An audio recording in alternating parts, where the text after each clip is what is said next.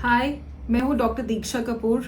मैं एक GI surgeon हूँ और pancreas, gall bladder, biliary system, liver, small और लार्ज इंटेस्टाइन की सर्जरी करती हूँ। आज हम बात करने वाले हैं गॉल ब्लैडर स्टोन्स को रिलेटेड कुछ मिथ्स के बारे में। आपको मैं एक बात बताना चाहूँगी। कल मैंने अपने क्लिनिक में एक मरीज देखा। यंग जेंटलमैन थे, कोई 36 इयर्स के, जिनको राइट साइड पेट में कोई 2-3 बार दर्द उठ चुका है और उनको अल्ट्रासाउंड पे ये बताया गया है कि पित्त की थैली में एक पथरी है। बट अनफॉर्चुनेटली वो अपना माइंड मेकअप कर चुके हैं कि मैं दर्द सह लूंगा बट मैं ऑपरेशन नहीं कराऊंगा। ये एक्चुअली एक बहुत कॉमन सिचुएशन है। उन्होंने मुझे पूछा कि मैडम आप ऐसा करो, आपका तो इतना एक्सपर्टीज है, आप पत्थर निकाल दो, गॉल ब्लैडर छोड़ दो। गॉल ब्लैडर के ऑपरेशन के बाद पेट में बहुत तकलीफ होती है। यहाँ पे 3-4 चीजें हैं जहां मैं आपको पॉइंट आउट करना चाहती हूँ। गॉल ब्लैडर के पत्थर या पित्त की थैली की पथरियां हमारे देश में एक बहुत कॉमन प्रॉब्लम है। अप्रोक्सीमेटली 8 से 10% पॉपुलेशन में गॉल ब्लैडर के पत्थर पाए जाते हैं।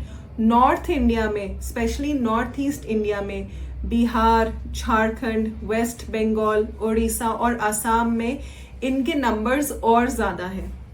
बट बात यह है कि सारी पित्त की थैली की पथरियों के लिए ऑपरेशन नहीं चाहिए।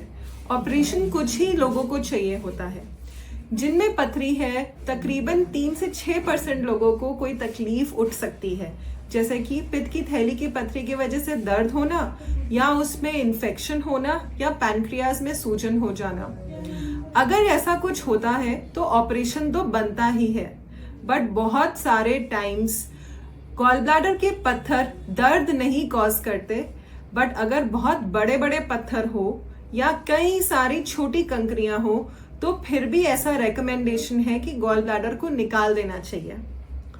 आज की तारीख में गॉल ब्लैडर की सर्जरी बहुत सिंपल हो गई है।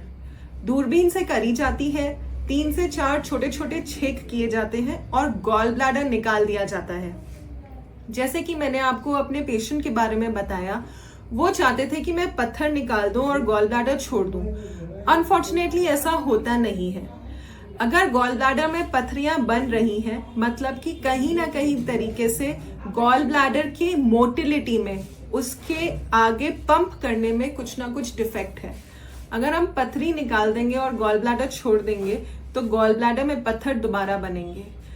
और दूसरा, जो पित्त गॉल ब्लैडर में रहता है वो लीक करने के चांसेस बढ़ जाते हैं। इसलिए गॉल ब्लैडर निकाला जाता है पूरी तरीके से, केवल पथरियां नहीं निकाली जाती। यहाँ एक चीज का अंतर है। अक्सर गॉल ब्लैडर पत्थर को पेशेंट्स किडनी के पत्थरों के साथ कंफ्यूज कर देते हैं। किडनी में अगर छोटी कंकरियां या पथरियां हो तो उनको निकालने की जरूरत नहीं है। अगर पथरी किडनी से निकल के नीचे किडनी की ट्यूब या फिर यूरेटर में आ जाए तो दर्द ज्यादा कॉज करती है, और उसमें अगर पथरी 8-10 mm से बड़ी हो तो एक एंडोस्कोपिक सर्जरी की जरूरत पड़ती है। गॉल ब्लैडर में ऐसा नहीं है। गॉल ब्लैडर में अगर पथरियां कॉज हो रही हैं और वो पथरियों की वजह से कोई प्रॉब्लम हो रही है पेशेंट को, तो गॉल ब्लैडर पूरा निकाला जाता है। अक्सर मैंने देखा है पेशेंट्स इन दो चीजों को कंफ्यूज करते हैं। एक दूसरी बात जो बहुत कॉमन मैं अपने पेशेंट्स से सुनती हूँ वो ये है कि गॉल ब्लैडर के रिमूवल के बाद पाचन शक्ति में बहुत फर्क आएगा। ये बात सच है कि गॉल ब्लैडर का काम है हमारे शरीर में पित्त को स्टोर करना, और जब हम खाना खाते हैं गॉल ब्लैडर पंप करके वो पित्त जो कि लिवर में बनाया गया है नीचे आंतरियों में छोड़ता है। बट हम ये भूल जाते हैं कि कुदरत और हमारा शरीर बहुत समझदार है। सपोज गॉल ब्लैडर निकाल दिया जाता है किसी तकलीफ की वजह से, बॉडी 3 से 6 हफ्ते में रिकवर कर जाती है और ये समझ लेती है कि पित्त की थैली नहीं है और अपने मैकेनिज्म को रिकैलिब्रेट कर लेती है। 5 से 10% मरीज ही होते हैं जिनको लॉन्ग टर्म में डाइजेशन प्रॉब्लम, डायरिया या फिर पेट फूला फूला लगना या फ्लैचुलेंस या डिस्पेप्सिया की प्रॉब्लम्स रहती हैं। ये पॉसिबल है कि ये प्रॉब्लम्स मरीजों को पहले भी रही हो, बट गॉल ब्लैडर की दर्द की वजह से वो दबी हुई थी और दर्द का प्रेजेंटेशन ज्यादा सिग्निफिकेंट था। एक चीज जो बहुत कॉमनली मेरे से पूछी जाती है कि क्या गॉल ब्लैडर में पथरी होने से गॉल ब्लैडर फट जाएगा? ऐसा नहीं होता है। सारे गॉल ब्लैडर की पथरियां फटती नहीं है। अगर बहुत ज्यादा इन्फेक्शन हो जाए तो गॉल ब्लैडर फट सकता है, जिसका उस समय या तो ट्यूब डाल के गंदा पानी निकालना पड़ता है या ऑपरेशन करना पड़ता है। एक चीज मैं आपको बताना चाहूंगी यहाँ पे गॉल ब्लैडर की पथरियों और गॉल ब्लैडर के कैंसर के एसोसिएशन के बारे में। India probably one of the countries है जहां गॉल ब्लैडर कैंसर का इंसिडेंस खूब हाई है, बट ऐसा जरूरी नहीं है कि सारी पथरियों में कैंसर या ट्यूमर डेवलपमेंट देखा जाता है। कोई 3% से 4% मरीजों में ही देखा जाता है, और वो मरीज होते हैं जिनके बहुत लंबे समय से बहुत बड़े बड़े पत्थर या जिनमें बहुत इन्फेक्शन आ गई हो उनमें हो। बहुत सारे और कारण हैं इंडिया में जो अभी तक हम समझ में नहीं पाए हैं, जहां डेफिनेटली एनवायरमेंटल फैक्टर्स, कुछ हैवी मेटल कंजम्पशन या जेनेटिक फैक्टर्स का कंट्रीब्यूशन हो सकता है।